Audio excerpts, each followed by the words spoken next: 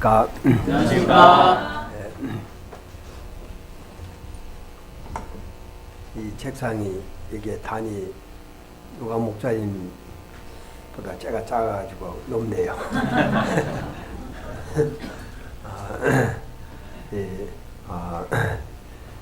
오늘은 제가 영적 성장이라는 제목으로 제가 받은 바 은혜를 함께 나누고자 합니다. 히브리서 5장 11절부터 6장 2절까지입니다. 이때까지 열왕기를 하다가 히브리서로 하니까 마음이 좀 잘 안 돌아가시겠지만은 이제 좀 특강이라 생각하시고 말씀을 함께 나누면 좋겠습니다. 우리 요절은 5장 14절이 되겠습니다. 우리 요절 한번 읽어볼까요? 시작. 단단한 시간이 장성한 자의 것이니 그들은 지각을 사용함으로 영광을 받아 평화를 분별하는 자니라. 잠깐 기도하겠습니다. 은혜로우신 아버지 하나님, 저희들이 이 세상에 살면서 온갖 좋지 못한 것으로부터 영향을 많이 받고 있습니다. 그래서 우리 마음이 좀 더러워지고 또 세상의 세상적인 생각으로 가득 찰 때가 많은 것을 고백합니다. 하나님께서 저희를 붙들어 주시고 세상에 살지만 세상에 속한 자가 아니요 우리가 하나님의 자녀로서 분명한 정체성을 가지고 우리가 세상에 영향을 받는 자가 아니요 우리의 영향을 끼치는 빛을 발하는 하나님의 빛의 자녀들로 세워주십시오. 이 시간에 주님께서 히브리서 말씀을 통해서 저에게 한 말씀을 허락하여 주시옵소서. 예수님의 이름으로 기도합니다. 네. 메시아로서 예수님은 선지자와 제사장과 왕으로서의 세 가지 직분을 가지고 계십니다. 예수님은 선지자로서 하나님의 말씀을 가르치시고 또 왕으로서 평강과 사랑과 공의로 다스리십니다. 그리고 제사장으로서 하나님께 인간을 위해 중보하십니다. 매년 우리는 마태, 마가, 누가, 요한복음 등 복음서를 공부해 왔습니다. 예수님은 선지자로서 성경을 가르치시고 또 주요 왕으로서 자신을 분명히 드러내셨습니다. 그러나 복음서는 예수님이 대제사장이라는 것을 언급하지 않습니다. 그래서 우리는 대제사장이신 예수님에 대한 지식이 부족합니다. 우리는 예수님이 이 땅에 계실 때 우리를 위해 하신 일을 잘 알고 있습니다. 그러나 예수님이 부활 성천하신 후 현재 하늘에서 우리를 위해 하고 계시는 일이 무엇인지 알지 못할 때가 많이 있습니다. 저는 부끄럽게도 그렇게 오랫동안 말씀 공부를 했음에도 불구하고 이 대제사장이신 예수님께 대한 지식이 부족했습니다. 이로 인해서 때로는 죄의식에 시달렸으며 마음의 기쁨과 평강을 잃고 마음이 공고해지곤 했습니다. 그러나 저는 올해 히브리서를 깊이 공부하면서 예수님의 피를 힘입어서 하나님께 담대히 나아갈 수 있게 되었고 또 이로 인해서 마음에 말할 수 없는 기쁨과 평화를 맛보았습니다. 저는 이를 통해서 말씀 속에 감추어진 영적 세계는 참으로 깊고 오묘함을 느꼈습니다. 그리고 저는 너무 모르는 것이 많은 영적 어린아이와 같음을 깨닫고 내가 정말 영적으로 성장해야 되겠다 하는 영적 소원을 깊이 갖게 되었습니다. 우리는 너무나 급격한 가치관의 변화 속에 살면서 어떻게 살아야 할지 또 자녀들을 어떻게 키워야 할지 제자 양성을 어떻게 해야 할지 알지 못해 혼란스러워할 때가 많이 있습니다. 또한 인터넷이나 소셜 미디어를 통해 들어오는 강한 죄유혹으로 인해서 유혹에 시달릴 때가 있습니다. 한번 이 죄의 유혹에 빠지게 되면 그 죄는 세력이 있어서 그 세력을 극복하기란 여간 쉽지 않습니다. 우리는 양심의 가책에 시달리게 되고 스피릿을 잃어버리고 좌절하게 됩니다. 그러면 자신도 모르게 세상으로 흘러 떠내려가게 됩니다. 우리가 어떻게 이 강한 죄의 유혹을 이길 수가 있을까요?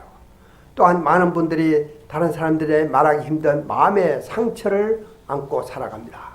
이러한 상처들은 어린 시절에 생긴 것일 수도 있고 파괴된 관계성에서 나올 수도 있고 하나님의 역사를 섬기면서 겪게 된 부정적인 경험에서 온 것일 수도 있습니다. 우리가 건강하고 열매 맺는 삶을 살려면 이런 상처들은 반드시 치료함을 받아야 됩니다. 누가 이 상처를 치료할 수 있을까요? 히브리서 저자는 4장 14절과 15절에서 우리에게 큰 대제사장이 있다고 말합니다. We do have, 우리에게 큰 대제사장이 있다. 현재 우리에게 계시다는 것을 강조합니다. 우리가 실수하거나 죄를 범했을 때 우리의 연약함을 판단하거나 정죄하지 아니하시고 깊이 이해해 주시고 동정해 주시고 감당해 주시는 이 예수님이 우리에게 계시다는 것입니다. 이게 얼마나 감사한 일입니까?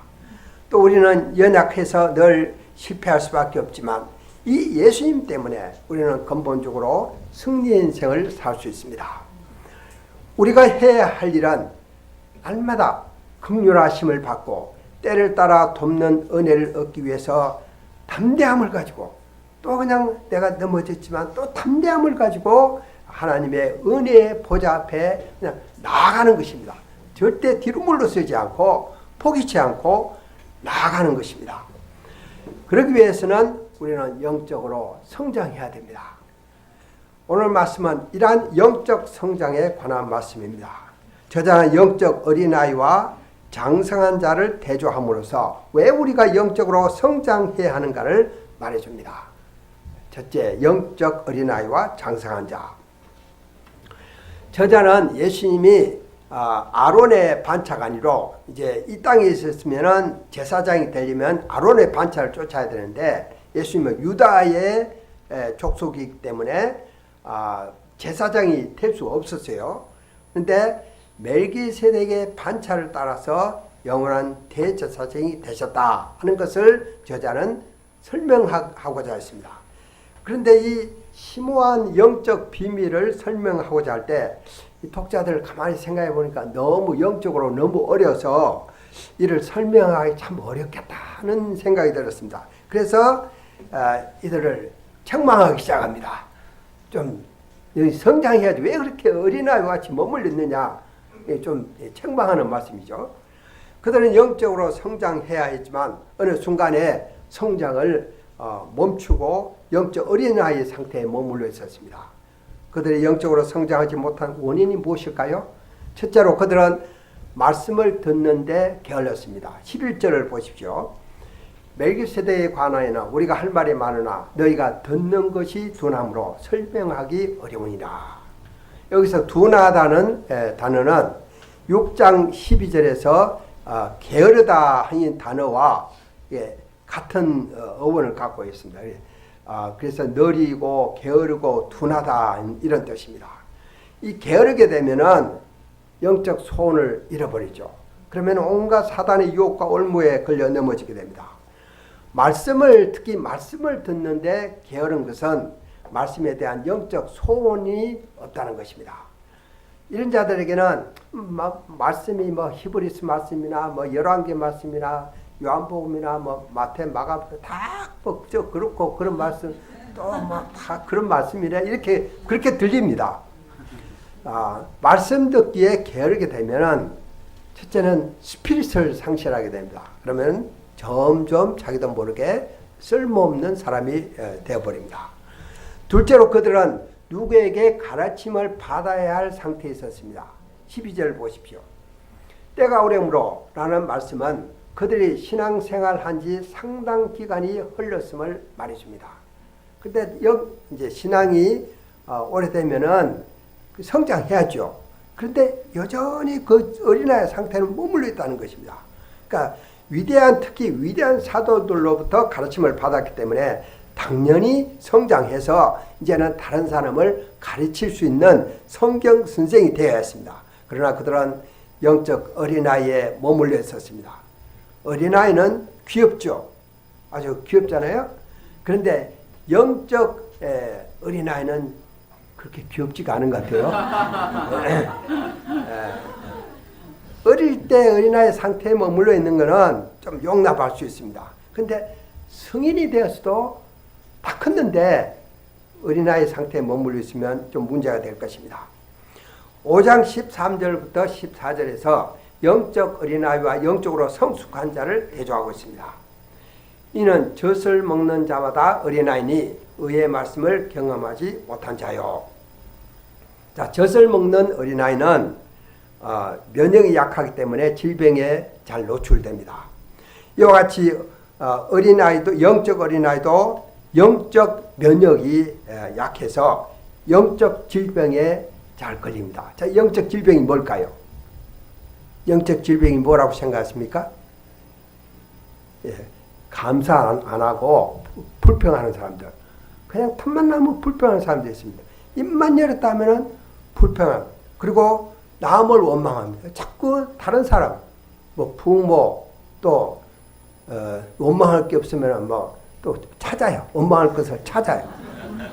그리고 다른 사람들을 의지하지 않고 자꾸 하나님을 의지하기보다도 자꾸 사람들을 의지합니다.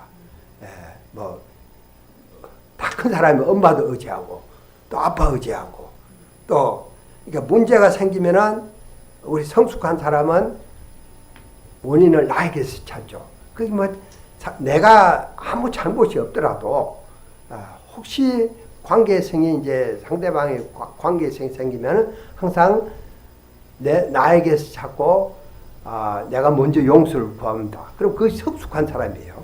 그런데 되게 어린아이는 상대방에게 원인을 찾습니다. 그리고 마음에 썩뿌리를 갖습니다.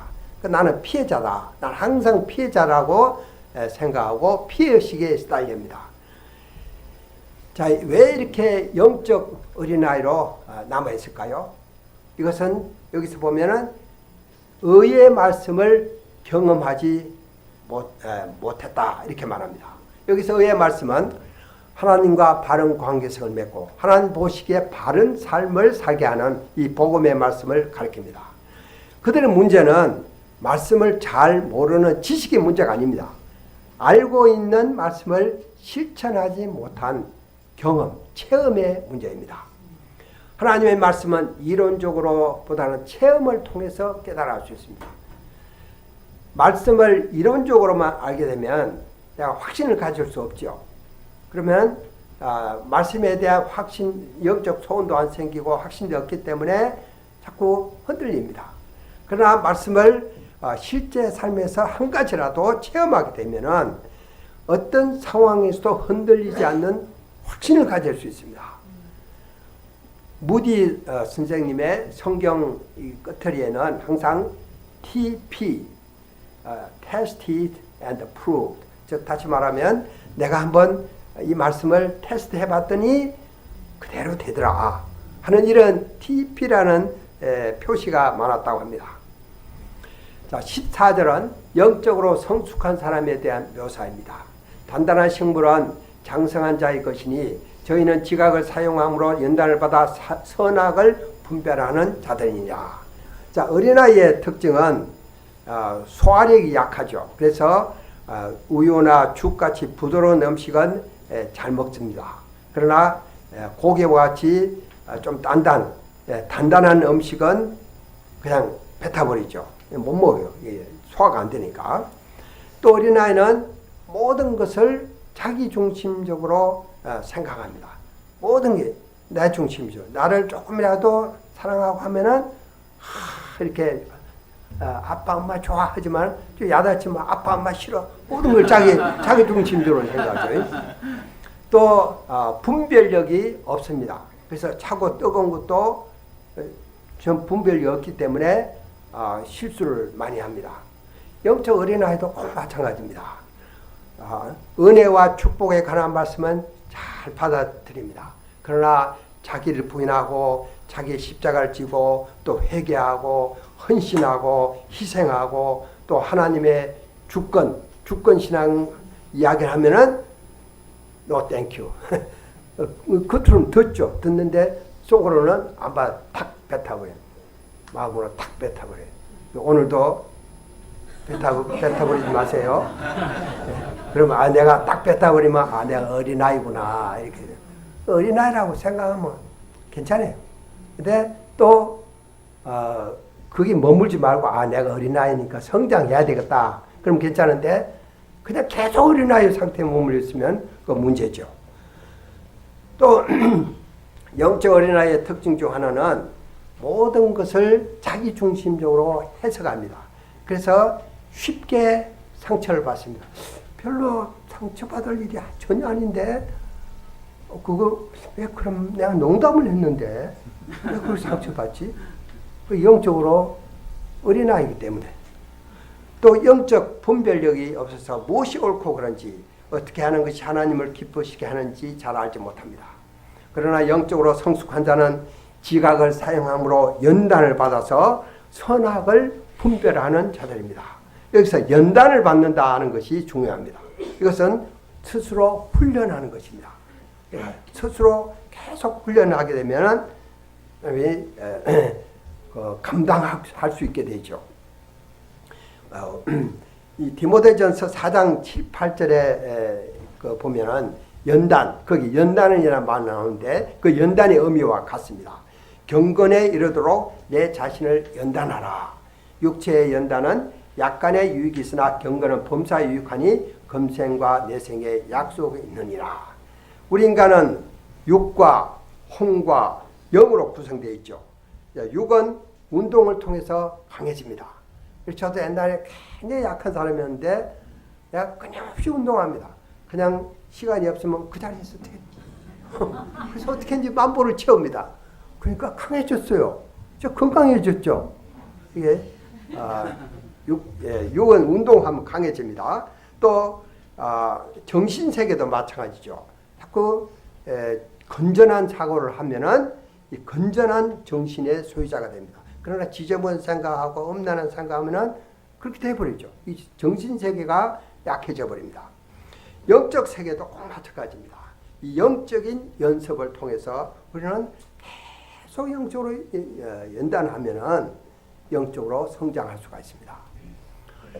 오늘날 우리는 그 어느 때보다도 강한 도전에 직면하고 있습니다. 한국은 인터넷 강국이라 휴대전화 하나로 많은 것을 할 수 있습니다. 전화나 문자 메시지는 물론 웹 서핑, 게임, 동영상, 문서 열람 및 작성 등 여러 모양으로 참 편리한 세상이 되었습니다. 반면에 우리 영혼에 해를 주는 좋지 않는 글이나 동영상도 그냥 클릭만 하면은 쉽게 접할 수 있게 되었습니다. 이 사람에게는 이 강한 죄의 본성이 있기 때문에 이러한 달콤한 유혹을 물리치기가 쉽지 않습니다. 또 계속 공격해 오죠. 사람들이 그런 좋지 못한 것으로 이렇게 특히 영적 분별력이 약하고 성경적 가치관이 확립되지 않고 감수성이 예민한 청소년들의 경우는 더욱 그 유혹을 물리치기 힘듭니다. 자, 우리가 어떻게 이 자녀들을 세상의 유혹과 악영으로부터 보호할 수 있을까요? 또 자녀들뿐만 아니라 우리 자신을 어떻게 이 죄의 유혹으로부터 지킬 수 있을까요? 이 방법이 있습니까? 이 참 우리 인간의 해보는 불가능합니다. 이 영적으로 성장하는 길밖에 없습니다. 영적으로 성장하게 되면 영적 면역이 생겨서 영적 분별력이 생겨서 옳고 그름을 판단할 수 있게 되고 올바른 결정을 내릴 수 있습니다. 영적으로 성장하지 못하게 되면 영적 면역이 약해져 가지고 교만, 불평, 원망, 불심, 의심, 욕심 이런 질병이 영적 질병이죠. 영적 질병에 걸리게 됩니다. 쉽게 걸리게 됩니다. 부모는 우리 자녀들이 영적 간에 성장하기를 정말 간절히 바랍니다.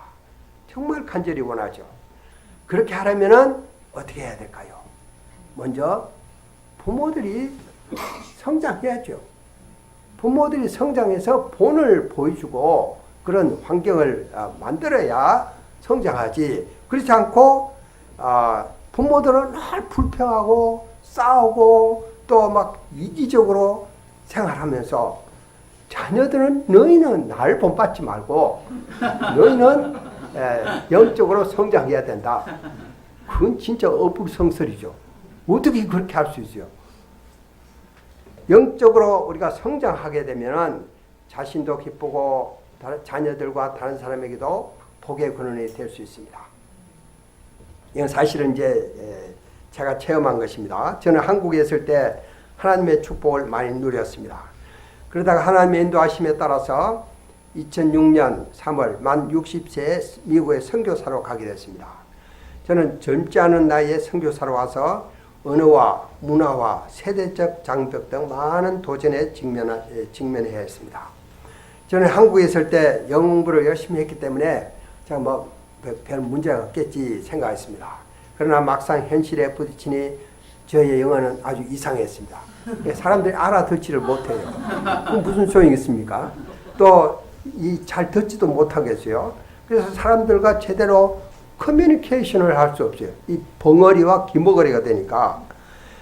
특히 제가 2007년부터 와운월드, 마크 부사코피치, 테디 햄베키디스 이런 미국 목사들과 또 선교사 몇 분과 함께 이제 성경 교재 연구팀을 만들어서 매주 월요일마다 아침 7시부터 오후 5시까지 이렇게 성경 연구를 했습니다. 제가 이제 이 모임을 만들어 가지고 이 모임을 이제 인도를 했는데 이때마다 이제 토론을 해야 했습니다. 근데 이 토론 문화에 저는 익숙하지 않아 가지고 또 토론하려면 계속 듣고 말하고 이렇게 해야 되잖아요. 이게 너무 스트레스가 된 거예요. 그래서 영어로 인해서 지난 10년 동안에 한없는 두통이 시달렸습니다. 머리가 아프고 그런지 저는 사명의 땅에서 외계인과 나그네처럼 느껴졌습니다. 언어의 장벽뿐만 아니라 문화의 장벽도 매우 컸습니다. 저는 1984년 이후에 매년 미국을 방문했기 때문에 제가 미국 문화를 잘 이해한다고 생각했습니다. 그러나 방문하는 것과 사는 것은 전혀 다른 것임을 알게 되었습니다. 저는 미국의 삶의 현실에 부딪혀감에 따라서 문화의 충격의 연속으로 고통을 겪었습니다.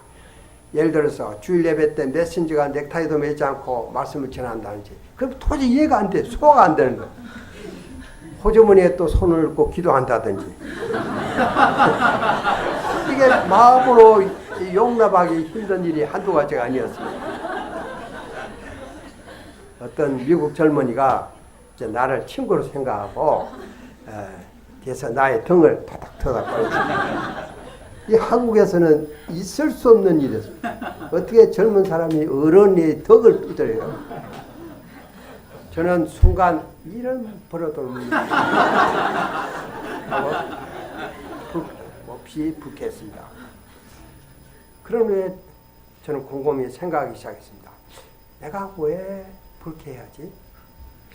그는 단지 나를 친구로 생각하고 미국 학생들 좀처럼 이렇게 친구로 하고 이렇게 타치를 안 하거든요. 근데 나를 친구로 생각하고 이렇게 참 등을 두드렸는데 날 귀엽다고 두드렸는데 내가 왜 이렇게 불쾌하지? 이 나에게 문제가 있구나. 그래서 내가 단지 문화적인 차이에서 내가 도덕적 판단을 했다는 것을 깨달았습니다. 이로 인해서 나와 그 사이에 거리감이 생겼습니다. 내가 스스로 거리감을 만든 것이죠. 저는 언어 문제와 문화와 세대 차이에서 오는 거리감으로 인해서 이국에서 사는 것이 참 외롭고 피곤하게 느껴졌습니다. 내가 스스로 그 안에 갇혀버린 거예요. 자, 저는 이런 사건들을 겪으면서 내가 영적으로 좀 성장해야 되구나. 영적 성장의 필요성을 절실히 느끼게 되었습니다. 내가 만일 성장하지 않는다면은 아스남이 뭔지 아세요? 아무짝에도 쓸모없는 남자. 정말 아싸남이 되겠다는 위기의식이 들었습니다. 저는 늙은 나이에 선교사로 온 것이 후회가 되었지만은 그렇다고 다시 한국으로 돌아갈 수도 없었습니다. 저는 선교사로 와서 미국의 젊은이들에게 정말 복의 근원이 되기를 원했습니다. 선교지에 나와서 고생하는 많은 선교사님들에게 복의 근원이 되기를 원했습니다. 또한 나의 자녀들과 손자들에게도 부담이 되지 않고 복의 근원이 되기를 원했습니다. 무엇보다도 하나님을 기쁘시게 하기를 원했습니다. 자, 복의 근원이 되려면 성장해야 하죠. 그런데 내가 어떻게 성장할 수 있는가 하는 것이었습니다. 이를 위해 저는 간절히 기도하는 가운데 성장은 먼저 나의 마음 자세를 바꾸는 데서 시작돼야 함을 깨닫게 되었습니다. 한국에서는 많은 열매를 맺은 분들이 미국 와서는 열매를 맺지 못하고 힘들어하는 선교사들을 보았습니다. 그것은 여전히 한국적인 사고방법과 마음 자세를 그대로 갖고 있기 때문이었습니다. 저는 한국에서 비교적 개방적인 사람이라고 생각했습니다.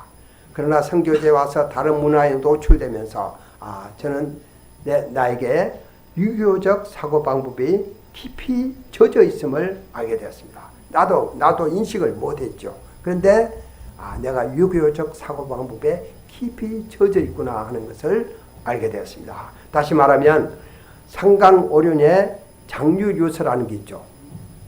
근데 이게 기초에서 나이를 의식하는 것입니다. 내가 나이가 많은데, 너보다 많은데, 자꾸 내가 나이가 몇 살인데 이런 나이를 의식해요. 우리 그거 많이 의식하잖아요. 같은 친구라도 나이가 조금이라도 한 몇 달이라도 많은 말을 딱 놔버리죠. 그 나이 때문에. 또 탑다운, 뭐든지 탑다운 이렇게 위에서 내려가는 가르치는 권위주의적인 사고방법, 이것이 나에게도 깊이 자리 잡고 있음을 알게 되었습니다. 저는 이런 마음을 자세를 버려야 되구나. 그리고 정말 낮아져서 현지인들을 친구 삼아야 되겠다. 같은 입장에서 친구 삼아야 되겠다는 것을 알았습니다. 한마디로 마음을 온전히 비우고 예수님의 성육신의 겸손을 배워야 했습니다. 저는 기도를 많이 하는 가운데 빌립보서 2장 7절을 요절로 잡았습니다. 오히려 자기를 비워 종의 형체를 가지사 자기를 비우셨다. He emptied himself. 자기를 비우셨다. 이 말씀이 뭘 의미하는가?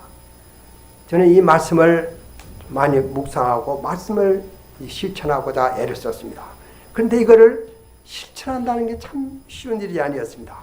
저는 순간순간 영적 교만을 회개하고 내가 하나님 앞에서 아무것도 아닌 비참한 죄인에 불과함을 깨닫고자 노력했습니다. 그리고 어떤 갈등이 생겼을 때 이 말씀을 묵상하고 실천하고자 애를 썼습니다. 저는 1년은 안 됐습니다. 2년도 안 됐습니다. 5년 동안 쫄깃하게 이 말씀을 붙들고 투쟁했습니다. 예수님께 저의 눈을 고정시키고 예수님의 겸손, 그분의 인내, 그분의 격렬하심, 그분의 사랑과 믿음을 배우기를 간절히 원했습니다. 과거에 저는 친구는 나이가 비슷해야 친구가 될 수 있다고 생각했습니다. 그런데 마더베리를 보면서 연령에 관계없이 모든 사람을 친구로 삼으셨습니다. 한 번은 한 선교사의 어린 딸로부터 편지를 받고 마더베리가 굉장히 좋아하셨습니다. 누구냐고 물었더니 내 친구야 하고 하셨습니다. 글씨가 삐뚤삐뚤해서 몇 살인가 물었더니 7살이야 하셨습니다. 나이에 관계없이 누구하고도 친구가 된다는 것은 수직적인 유교적인 사고방법에 젖어 있는 나에게는 참 받아들이기 쉽지 않았습니다. 그러나 수평적인 사고방법을 가진 미국 사람들에게는 노력만 하면 되는 자연스러운 일이었습니다. 곰곰이 생각해 보니 이것이 바로 성경적이었습니다. 하나님께서도 아브라함을 키우셔서 친구 삼으셨다고 하셨습니다. 하나님이 아브라함을 친구 삼으셨어요. 예수님께서도 제자들을 나중 후반부에 그냥 똘마니로 보지 않고 친구, 나의 친구다 이렇게 하셨습니다. 저는 나이에 관계없이 누가 오든지 친구가 되기 위해 예수님의 성육신의 겸손을 배우고자 애를 썼습니다. 처음에는 잘 안 됐습니다. 그러나 성령님을 의지하고 줄기차게 노력했을 때 제 안에 놀라운 변화가 일어나는 것을 체험했습니다. 제 안에 마음의 장벽이 없어지기 시작했습니다. 그러자 마음에 깊은 평화가 찾아왔고 기쁨이 생겼습니다. 그러자 많은 사람들이 저에게 목사님 참 은혜스러워졌네요. 그래요. 옛날에는 은혜스럽지 않았다는 말이죠. 이 마음에 벽이 있으면 말은 안 해도 사람들은 이를 예민하게 느끼고 부담을 갖습니다. 그러나 마음에 벽이 없고 마음에 평화가 있으면 다른 사람도 이를 느끼고 그냥 편안하게 다가옵니다. 저는 이런 영적 투쟁을 통해서 지난 10년 동안 여러 미국 목자들과 말씀 안에서 교제할 수 있었습니다. 특히 라운로드 목자와는 내면의 온갖 어려움을 나눌 수 있는 절친한 친구가 되었습니다. 40대 초반의 스티브 스테시너 목자와도 오랫동안 미국 일요양식을 집필하는 일의 멘토로 함께 일하면서 마음을 터놓고 이야기할 수 있는 친구가 되었습니다. 또 제 외손자 아브라함하고도 친구가 되어 귀납적으로 성경 공부를 하면서 성경에 나타난 보물을 함께 찾아나가게 되었습니다. 우리 안나 선교사는 15살, 11살, 8살 되는 3명의 소녀들과 귀납적으로 성경 공부를 하고 있습니다. 이들은 반복되는 단어를 찾기도 하고 구글에서 말씀 공부에 필요한 정보를 찾으면서 아주 재미있게 친구로서 공부하고 있습니다. 하나님께서 저희를 아쓰남, 아쓰녀가 아니라 복의 근원으로 사용하고 계심을 감사합니다. 올해 저는 계속해서 영적으로 성장하고자 하는 소원을 가지고 베드로후서 3장 18절을 요절로 잡았습니다. 오직 우리 주 곧 구주 예수 그리스도의 은혜와 그를 아는 지식에서 자라가라. 성장한다는 것은 참 기쁜 일입니다. 그러나 성장하기 위해서는 자기와의 싸움이 요구됩니다. 그리스도를 높이기 위해서 자기를 죽여야 됩니다. 자기가 살아있으면 절대 그리스도를 높일 수 없습니다. 사람들로부터 존경받고자 하는 자기를 높이고자 하는 마음, 이거를 자꾸 십자가에 못 박아야 됩니다. 그리고 자기 성질, 자신도 모르게 불쑥불쑥 튀어나오는 이 성질도 죽여야 되죠. 욕을 못 죽이고 자꾸 잘 하다가 한번 성질을 팍 부리면 관계성이 파괴되어 버립니다. 자기를 죽이고 예수님을 배워나갈 때 우리는 참된 기쁨을 맛볼 수 있고 영적으로 성장할 수 있습니다. 자, 그러면 우리가 어디까지 성장해야 될까요? 자, 2장 성숙한 대로 나가자. 이제 저자는 신앙의 초보에 머물지 말고 영적 성장에 힘쓸 것을 권면합니다. 6장 1절 2절 보십시오. 그러므로 우리가 그리스도의 도의 초보를 버리고 죽은 행실을 회개함과 하나님께 대한 신앙과 세례들과 안수와 죽은 자의 부활과 영원한 심판에 대한 교훈의 틀을 다시 닦지 말고 완전한 대로 나아갈지니라. 죽은 행신이라는 것은 12사도의 교집에 보면 사망의 길에 이르는 죄의 목록이 열거되어 있습니다. 살인, 간통, 세교, 간음, 도덕질, 우상숭배, 마술, 마법, 강탈, 위정, 외식, 표리부동, 사기, 교만, 악의, 거만, 자랑. 참 너무 많네요. 이런 죄들은 죽음을 낳기 때문에 즉시 회개해야 한다는 것입니다. 회개와 믿음은 함께 갑니다. 회개는 죄로부터 돌이키는 것이고 믿음은 죄사함과 새 생명을 주시는 하나님께로 향하는 것입니다.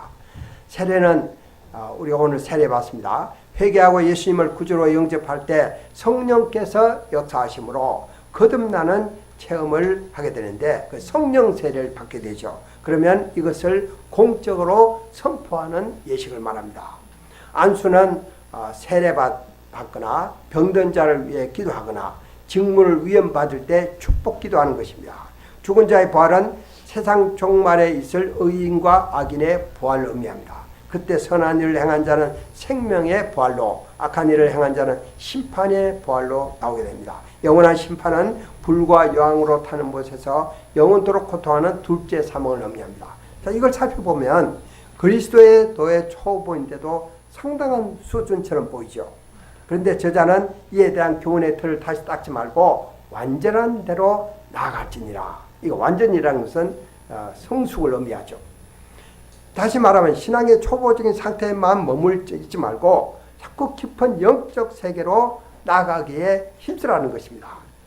영적으로 성장한다는 것은 결국 자기 중심성을 벗어나서 그리스도 중심의 사람이 되는 것입니다. 저는 믿음의 조상 아브라함을 통해서 하나님께서 우리에게 어느 정도의 믿음을 원하시는가를 생각해 보았습니다. 하나님은 아브라함에게 약속의 말씀을 주시고 이를 붙들고 살기를 원하셨습니다. 아브라함이 후사 문제로 힘들 때마다 하나님은 하늘의 무별이나 해변가의 모래와 같이 수많은 자손을 주시겠다는 비전만 보여주시고 약속의 말씀을 자꾸 새롭게 붙들고 살도록 하셨습니다. 하나님은 주로 아브라함의 연약함을 감당해 주셨습니다. 그러나 정말 책망이 필요할 때는 너는 내 앞에서 행하여 완전하라 책망하시면서 그가 천지 믿음으로 살 수 있도록 도와주셨습니다. 아브라함이 엎치락뒤치락 하면서도 약속의 말씀을 붙들고 믿음으로 살았을 때 마침내 불가능한 가운데서 이삭을 허락해 주셨습니다. 그리고 이스마엘과 이삭 사이에 갈등이 생겼을 때 이스마엘을 내보내고 이삭 하나만을 붙들고 살도록 하셨습니다. 자, 아브라함은 마음 아픈 일이지만 이에도 순종했습니다. 그런데 하나님은 최종적으로 그 이삭을 하나님께 제물로 바치라는 것입니다. 이삭을 그 이삭을 말씀하실 때는 내 아들, 내 사랑하는 독자 이삭 이렇게 하셨어요. 이것은 하나님께서 아브라함을 시험하실 정도로 아브라함과 이삭 사이가 얼마나 밀착되어 있는지 내 아들, 내 사랑하는 독자 이삭 이렇게 굉장히 밀착되어 있죠. 또 아브라함이 이삭을 너무 사랑해서 하나님이 과연 이 아브라함이 나를 또 사랑하는가 이 믿음을 의심할 정도였습니다. 아무리 그래도 이삭을 제물로 바치라 이거는 이성적으로 도저히 납득이 안 가죠. 사람들은 다른 것보다도 자기 자녀와 관련된 일에 대해서는 맹목적이 되는 경우가 많습니다. 그래서 이성을 잃고 제정신이 아닌 경우가 많죠. 자기와 관련되면 안 보여. 안 보이고 그냥 뭐가 하나도 안 보여. 그 자식밖에 안 보여. 아브라함도 이성을 잃고 이삭을 바치라 이성을 잃고 하나님의 명령에 불안이성을 따지며 반발할 수 있었습니다. 하나님의 사랑을 의심하고 그럴 수가 있는가? 하나님께 등을 돌릴 수도 있었습니다. 그러나 아브라함은 따지거나 반발하지도 않았고 말없이 순종했습니다. 순종하더라도 인상을 쓰며 하지 않고 마음으로 했습니다. 그가 마음으로 했다는 것은 아침 일찍 일어나 준비한 것, 종들에게 아이와 함께 저기 가서 하나님을 예배하고 돌아오겠다고 한 것, 아들과의 대화에서 하나님이 자기를 위하여 친히 제물을 준비할 것이라는 믿음에서 잘 나타납니다. 그러나 하나님의 선하심을 믿었습니다. 그러나 하나님께서 합력하여 선을 이루실 것을 믿었습니다. 한마디로 그는 하나님의 선하신 주권을 믿었고 하나님을 전적으로 신뢰했습니다. 그의 믿음은 단지 이론적인 믿음이 아니라 행동으로 실천하는 믿음이었습니다. 그는 이삭을 바치는 척 하지도 않았고 실제로 바쳤습니다. 자, 그가 어떻게 이렇게 할 수 있었을까요? 히브리서 저자는 이렇게 말합니다. 하나님이 능히 이삭을 죽은 자 가운데서 다시 살리실 줄로 생각한지라. 생각했다. Abraham reasoned. 생각했다. 이게 참 의미가 있죠. 자, 그는 감정에 휘말리지 않았습니다. 곰곰이 생각했습니다. 뭘 생각했냐? 그동안에 하나님이 자기에게 베푸신 그 놀라운 은혜를 생각했습니다. 하나님이 어떤 분인지 생각했습니다. 하나님의 신실하신 사랑과 은혜를 생각했습니다. 하나님은 천지 만물을 창조하신 창조주심을 생각했습니다. 모든 것이 하나님께로부터 와서 하나님께로 돌아가고 자신은 청지기에 불과함을 생각했습니다. 이삭을 주신 분도 하나님이시오. 거두어 가실 분도 하나님이심을 생각했습니다. 그가 하나님이 어떤 분이신지 생각했을 때 하나님을 하나님으로 경외할 수 있었습니다. 그리고 마음으로부터 하나님의 말씀에 순종할 수 있었습니다. 아브라함이 믿음으로 행동했을 때 여호와의 사자가 급하게 말리면서 말했습니다. 내가 내 아들 내 독자까지도 내게 아끼지 아니하였으니 내가 이제야 내가 하나님을 경외하는 줄 아노라. 하나님이 감동 먹으셨습니다. 내가 이제야 내가 하나님을 경외하는 줄 아노라. 자, 이 말씀이 무슨 뜻일까요? 하나님께서 아브라함으로부터 하나님을 경외한다는 확실한 증거를 필요로 했단 말인가? 왜 이런 증거가 필요했을까? 하나님을 경외한다는 의미가 무엇인가? 이런 질문이 제 마음에 생겼습니다. 어쨌든 한 가지 분명한 것은 하나님은 아브라함에게 하신 이 약속을 기초로 인류를 구원할 메시아를 보내주실 것을 맹세로 확정하셨습니다. 그리고 이 약속을 신실하게 지키셨습니다. 하나님은 인격적인 분이시기 때문에 우리에게 인격적인 관계성을 원하십니다. 우리는 때로 하나님이 우리에게 무조건 은혜 베푸시고 축복해 주시만을 요구합니다. 때를 씁니다. 그러나 하나님은 우리에게 은혜 베푸시고 축복해 주시기를 원하시지만은 우리에게 또 인격적인 반응을 믿음을 원하십니다. 예수님은 자기에게 나오는 자에게 믿음이 있는가를 확인하신 후 그 믿음이 축복하셨어요. 그 믿음을 축복하셨습니다. 내 믿음이 너를 구원하였느니라. 손뼉도 마주쳐야 소리가 난다는 말이 있듯이 우리에게 믿음이 있어야 하나님께서 그 믿음을 기초로 은혜 베푸시고 축복하실 수 있습니다. 결국 하나님이 우리에게 원하시는 믿음은 하나님의 선하신 주권을 믿는 믿음입니다. 어떤 경우에나 하나님이 하시는 일에는 실패가 없으시며 모든 것을 합력한 선을 이루신다는 것을 믿는 것입니다. 욥은 하나님의 선하신 주권을 믿는 믿음이 있었기 때문에 사탄의 시기로 하루아침에 자녀들을 잃고 재산이 다 날아갔지만 하나님은 원망 안 했습니다. 오히려 엎드려 하나님을 예배했습니다. 내가 모태에서 알몸으로 나왔사온 적 또한 알몸이 그리로 돌아가오지라. 주신 이도 여호와시오 거두신 이도 여호와시오니 여호와 이름이 찬송을 받으시오리로다. 하나님의 선하신 주권을 믿는 믿음은 하나님을 기쁘시게 합니다. 우리는 나에게 정말 이런 믿음이 있는가 한번 점검해 볼 필요가 있습니다. 시련이 닥칠 때 하나님의 선하신 주권을 믿고 하나님께 감사하고 있습니까? 아니면 하나님의 사랑을 의심하고 원망하고 있습니까? 나는 어떤 시련이라도 감당하겠지만은 나의 사랑하는 자녀가 시련당하는 것은 내가 정말 참기 힘들다. 하나님의 사랑을 의심하고 원망하고 있지 않으십니까? 또한 나에게 주신 하나님의 주권을 영접하지 못해서 다른 사람과 끊임없이 비교하고 저 사람 저런데 왜 나는 안 줍니까? 끊임없이 비교하고 시기하고 그래서 뼈가 썩는 고통을 맛보고 있지는 않으신지요. 우리는 아브라함과 같이 하나님의 선한 주권을 믿는 믿음으로 하나님이 인정하시는 믿음의 사람이 되기까지 끊임없이 영적으로 성장해야 합니다. 영적으로 성장하지 않을 때 자신도 불행하고 또 다른 사람도 불행하게 만듭니다. 그러나 영적으로 성장하게 되면 자신도 기쁘고 다른 사람도 기쁘게 할 수 있습니다. 하나님께서 한 분 한 분에게 영적으로 성장하고자 하는 영적 소원을 주시기를 간절히 기도합니다. 은혜로우신 아버지 하나님, 주님께서 우리에게 영적으로 성장할 수 있는 모든 환경을 다 마련해 주셨습니다.